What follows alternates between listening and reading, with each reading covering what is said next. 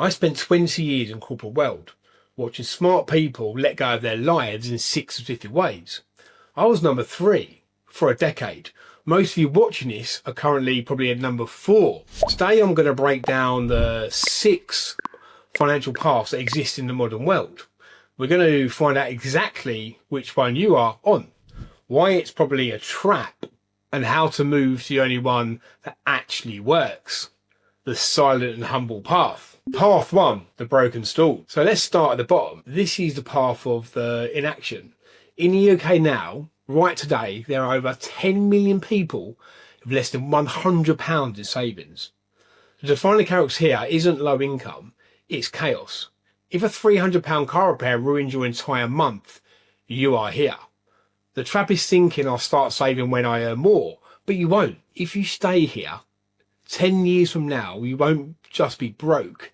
You'll be the person explaining to your family why you can't join them on holiday. The only way out is to build a £1,000 emergency fund.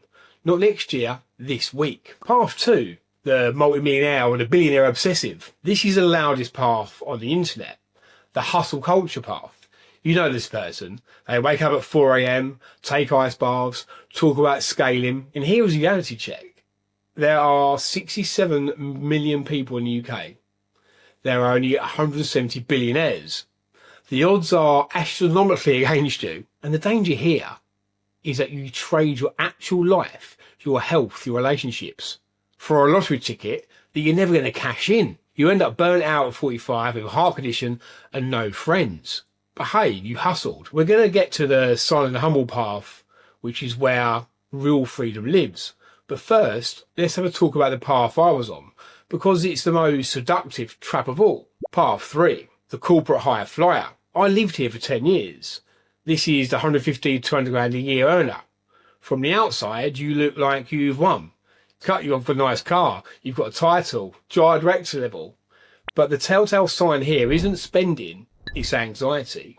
If you check your work Slack or your emails before you kiss your partner good morning, or you take time away from your children to look at work emails, take a call, the trap door, you're renting your lifestyle. The moment you stop working 60 hours a week, it all goes away.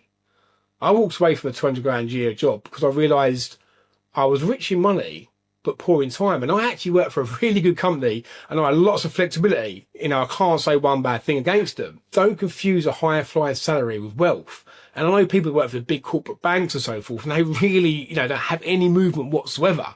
And they're living paycheck to paycheck. As soon as that money goes, that job goes, they're stuffed. Now just pause for a second and ask yourself, which of the first 3 paths did you recognise? Are you stalled, obsessive, or are you high flying with anxiety? Let me know in the comments below. Admitting it is the first step to fixing it. So back to the path. Path 4, the survivors. So this is where the majority of people are. This is where most of the country lives. The comfortable middle. And it's even getting tougher now. But you have a mortgage. You have a job. You have a nice car with a payment. You aren't broke, but you aren't free. The sign here is optical. If your car payments are higher than your first mortgage was, or upgrade your life every time you get a slight rise, you're just surviving. You're upgrading a little bit. The trap, and here you're running on a treadmill. You're working to pay for the things that allow you to keep working. It's a comfortable prison, but it's still a prison. So path 5, and I've sort of heard a little bit myself at one point, the frugal liver, or the fire mover they call it. This is the reaction to the other paths. The financial dependence, retire early crowd.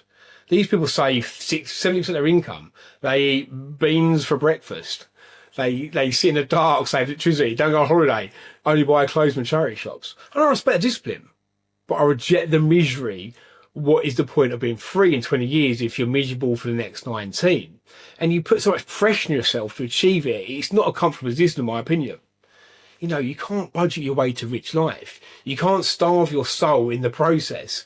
Money's meant to be a tool for living, not a high score. So 6, the silent and humble. And this is the goal. This is where I am now. And this is the goal, the silent and humble investor doesn't need a Ferrari to feel important. They don't need to be a billionaire to feel safe. They understand enough. And here's the maths. If you can build a portfolio that pays you 50, 60, 80 grand a year passively, You are freeing the director earning 200 grand a year who has permission to take a day off. I didn't actually have that, but a lot of people do. You see what I mean, though?